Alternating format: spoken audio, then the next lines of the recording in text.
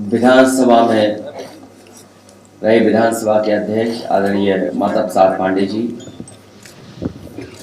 पूर्व में रहे मंत्री विधायक आदरणीय अवधेश प्रसाद जी, पार्टी के हमारे प्रदेश के अध्यक्ष नरेश उत्तम जी, राजेंद्र चौधरी जी, राहुल गौतम जी और यहाँ पर उपस्थित सभी हमारे पत्रकार साथियों, मैं सबसे पहले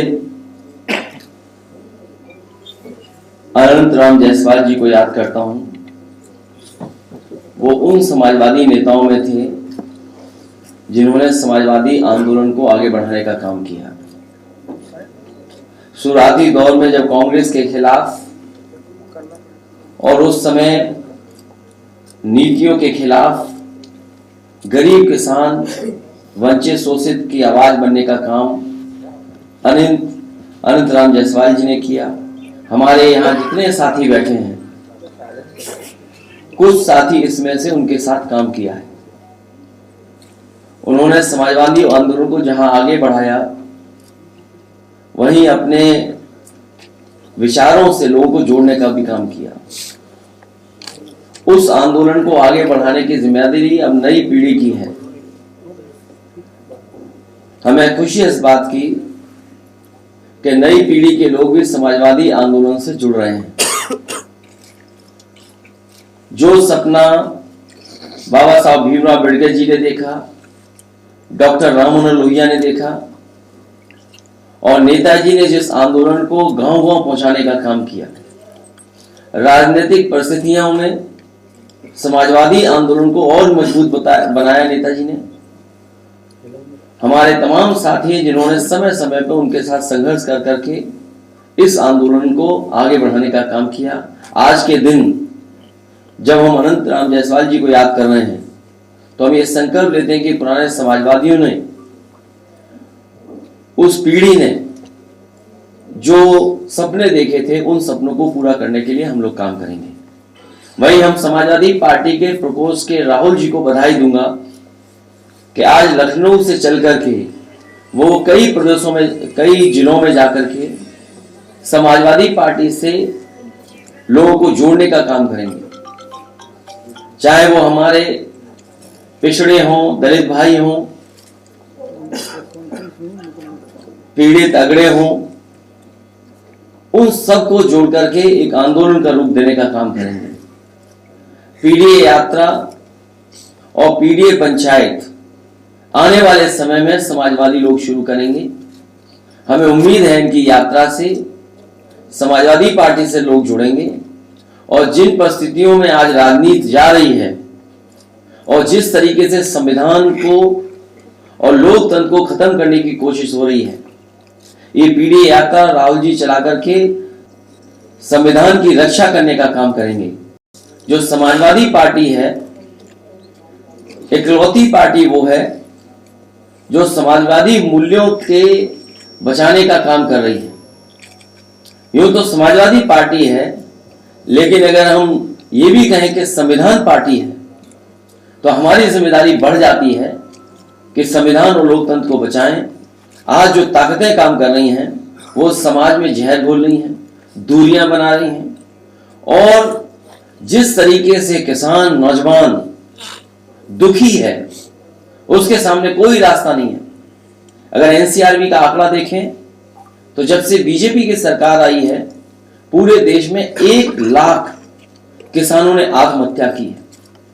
जहां नौकरियों के लिए सपने देखता था नौजवान, मेहनत करता था, पढ़ाई करता था, अब ऐसी परिस्थितियां बन गई, ऐसे आर्थिक नीतियों के रास्ते पर भारतीय जनता पार्टी देश को ले जा रही है कि नौकरियां तो खत्म हो गई हैं, अब सम्मान का रोजगार मिलना भी मुश्किल है। अगर नौजवान सामने आए, अपना सीवी दिखाए और कहे कि हम इस सीवी के अनुसार काम करना चाहते हैं, अपनी मानसिक क्षमता को बढ़ाना करके हम रोजगार या नौकरी करना चाहते हैं, लेकिन ये सरकार उन्हें वेटर, होटल में नौकरी या सफाई की नौकरी देना चाहती है, डिलीवरी की नौकरी देना चाहती है। हम अपने नौजवानों को कहना चाहते हैं कि समाजवादियों को जब भी मौका मिलेगा, उन्हें सम्मान का रोजगार और नौकरी के अवसर देने के लिए समाजवादी लोग काम करेंगे। आज मैं राहुल जी को बधाई देता हूँ, शुभकामना देता हूँ। इस सर्दी में यात्रा निकाल रहे हैं, हमें उम्मीद है यात्रा सफल होगी।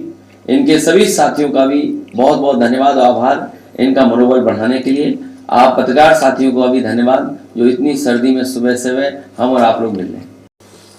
न सूची का पता लगा, और आपको याद होगा जब स्टेट को लेकर के तमाम आंकड़े पेश किए गए और सरकार से जवाब मांगा गया कि जो पैरामीटर्स हैं, हेल्थ के पैरामीटर्स हैं, भुखमरी के पैरामीटर्स हैं, बेरोजगारी के पैरामीटर्स हैं, स्वास्थ्य के, उसका सरकार जवाब दे। हमने नीति आयोग का और एक प्रतिष्ठित मैगजीन का और एक प्रतिष्ठित संस्था के आंकड़े दिए, तो सरकार जवाब नहीं दे रही। तो ये लोकतंत्र की परंपराओं की धज्जियां उड़ा रही हैं।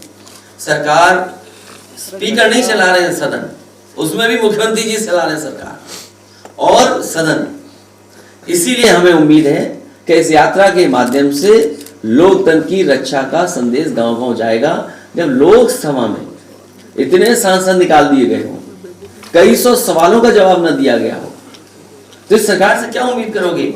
इसलिए 2024 ये साल नया जरूर है, लेकिन इस नए साल में आवाज परिवर्तन की होगी, बदलाव की होगी। और ऐसे लोग जो बाबा साहब भीमराव अम्बेडकर जी का, डॉक्टर राम मनोहर लोहिया के रास्ते को रोक रहे हैं, उनको रास्ते से हटाने का काम हम सब मिलकर के करेंगे। इसीलिए पीडीए एनडीए को हराएगा। पीडीए का जवाब कोई नहीं है। जो लोग कहते हैं सबका साथ, सबका विकास, सबका साथ में गैर बराबरी नहीं खत्म होती है। जब सबका साथ का नारा दिया जाता है तो उसमें गैर बराबरी खत्म होने की बात नहीं है। ये पीडीए है जो गैर बराबरी की खत्म करने के लिए आगे बढ़ेगा और जाति जनगणना कर करके सामाजिक न्याय दिलाने का काम समाजवादी लोग करेंगे। उसमें सहयोग करने वालों का बहुत बहुत धन्यवाद। स्पीकर के जो अधिकार हैं ये हम सब जानते हैं सदन के बारे में, लेकिन उसके पीछे सदन को मुख्यमंत्री चला रहे हैं। वो सरकार नहीं चाहती है कि उसके खिलाफ कोई आवाज उठाए, उसके खिलाफ कोई सवाल पूछे। और कई मौके आए हैं जब विपक्ष ने सवाल पूछे हैं, उसका सीधा जवाब भी सरकार ने नहीं दिया है। याद कीजिए वो समय जब मुख्यमंत्री जी ने सदन में खड़े होकर के एक अखबार की कटिंग निकाल करके दिखाया कि समाजवादी सरकार होती थी तो इस तरीके से भर्ती की हेराफेरी हुआ करती थी। और उन्होंने भाषण में कहा कि 46 में 56 एसडीएम हो गए थे। वो उस दिन से लेकर के आज दिन तक कई मौकों पर सदन में, आपके बीच, जनता के बीच मैंने पूछा कि वो 46 में 56 वाली सूची कहाँ है। न स्पीकर ने सदन में सहयोग किया विपक्ष का और न ही सरकार ने कोई उसमें स्पष्ट जवाब दिया। केवल एक बात नहीं, इसके साथ साथ दूसरा, हालांकि बहुत सारे लोगों के लिए महत्वपूर्ण सवाल नहीं है, बहुत से लोग इस सवाल को नहीं छूते हैं, सांड को लेकर के मैंने बकायदा सूची दी और माननीय हमारे आदरणीय अवधेश प्रसाद जी बैठे हैं, इनकी विधानसभा में तो सबसे ज्यादा लोगों की जानकारी होगी। आपने, हमने और काफी माननीय सदस्यों ने खड़े होकर के कहा कि बताइए समस्या का समाधान क्या है। उनकी बात ही मत करो, वो 46 में 56 है, उन्हें जब गिनती नहीं आती। आज तक बिजली का कारखाने का नाम नहीं बताया। फार्मूला क्या है सर? बिजली का कारखाने का नाम नहीं बताया आज तक। और आपको, हमको बताओ कितनी बिजली महंगी मिल रही है। एटा का 3x660 super critical thermal plant बन गया होता तो सस्ती बिजली हो जाती। पनकी का पावर प्लांट बन गया होता 1x660 super critical thermal plant तो बिजली सस्ती होती।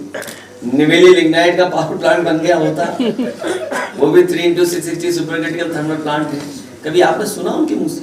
यही फार्मूला तो सुना। तो इसलिए मैं कह रहा हूं, समाजवादियों की जो लड़ाई है वो किसान, गरीब और पिछड़े, दलित, वंचित शोषणों को कैसे सम्मान दिलाया जाए। दुख है इस बात का कि नौजवान अपनी सीवी लेकर के घूम रहा है, अपना बायोडाटा लेकर के दिखा के घूम रहा है। जो लोग बड़े पैमाने पे नौकरी देने वाले थे जिन्होंने निवेश के लिए उत्तर प्रदेश में कई बड़े बड़े आयोजन किए, क्या वो इवेंट हम लोग भूल जाएंगे? वो जब गोमती का किनारा सजाया गया था, नेवी के लोग, एयरफोर्स के लोग बुलाए गए थे, आर्मी के लोगों ने बड़ी बड़ी एग्जीबिशन की थी, और क्या कहा था कि डिफेंस एक्सपो के बाद ये इन्वेस्टमेंट आएगा, यूपी में ये काम होंगे और ये चीजें बनने लगेंगी। क्या हुआ मेक इन इंडिया का, या वो क्या हुआ मेक इन यूपी का? और सदन के अंदर सरकार ने ये कहा कि 40 लाख करोड़ का निवेश का एमओयू हुआ है और जमीन पे आ रहा है। आप बताइए 40 लाख करोड़ का निवेश कहां पहुंच गया है? जिस निवेश की वजह से नौकरी और रोजगार मिले वो आंकड़े कहां हैं? और अब तो दूसरे प्रदेश भी उत्तर प्रदेश से बढ़ चढ़ करके निवेश के लिए कार्यक्रम कर रहे हैं। बिहार ने अभी किया है, वही उद्योगपति जो यूपी आए थे वो बिहार गए। अभी हाल ही में तमिलनाडु में हुआ, जिसमें देश के प्रधानमंत्री ने उनके द्रविडियन वे ऑफ गवर्नेंस की बधाई दी। वहां के मंत्री गए, शामिल हुए कार्यक्रम में, वहां निवेश का बड़ा आयोजन हुआ है। उन्होंने दावा किया है कि निवेश बड़े पैमाने पे आ रहा है। और उसके बाद आपने गुजरात का निवेश का बड़ा कार्यक्रम देखा होगा, और देखिए उस निवेश के कार्यक्रम में बड़े बड़े उद्योगपतियों ने गुजराती भाषा में कहा कि हम कहीं निवेश करें न करें, लेकिन गुजरात में हम निवेश जरूर करेंगे। तो बताइए हमारे मुख्यमंत्री जी को क्या निवेश मिलेगा? मैं किसी से नाराज नहीं हूँ। समाजवादी पार्टी की और समाजवादियों की वही विचारधारा है कि पीडीए, पिछड़े, दलित, आदिवासी और अल्पसंख्यक भाइयों को सम्मान मिले। और सच्चाई तो ये है कि सच्चा राम राज्य तभी है जब पीडीए के लोगों को सम्मान मिले। उनके बीच में जो आज अशिक्षा है या गैर बराबरी है उसको दूर किया जाए। यही सबसे बड़ी सेवा भी है और ये सबसे बड़ा राम राज्य के रास्ते में जाने का भी रास्ता है। जो परिणाम हम चाहते थे वो परिणाम नहीं आया है। हम लोग निराश नहीं हुए हैं। आने वाले समय में समाजवादी पार्टी काम करेगी, अपनी नीतियां, कार्यक्रमों को जनता तक ले जाने का काम करेंगे।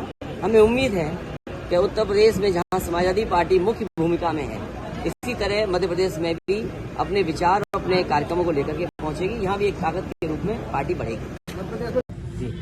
इंडिया गठबंधन में कौन कितने सीटों पर लड़ेगा, मुझे भरोसा है कि सीटों का बंटवारा ठीक होगा। समाजवादी पार्टी और कांग्रेस और हमारे सहयोगी दल सब मिलकर के उत्तर प्रदेश में भारतीय जनता पार्टी को हराएंगे।